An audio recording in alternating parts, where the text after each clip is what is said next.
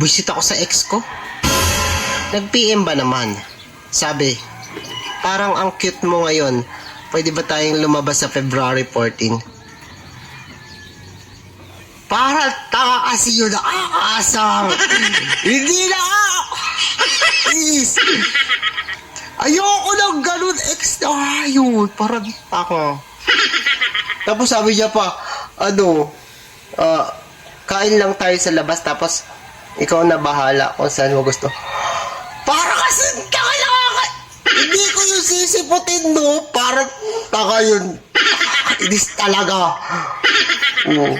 Hindi naman ako ganun. Ex ka na nga, tapos nagpe-PM ka parang ganun. Tapos tinanong ko kung ano ko oras. Hindi kasi, pero hindi ako available ng time na yun. Sabi ko, hindi ako available ng 3 o'clock, mga 7. Ganun. Ayoko pala. Ayoko. Kasi ayoko talaga. Kakainis siya. Ayoko nag-PM siya ng ganun. Hindi ko na nga siya replyan. Bukas na lang. Ayoko na.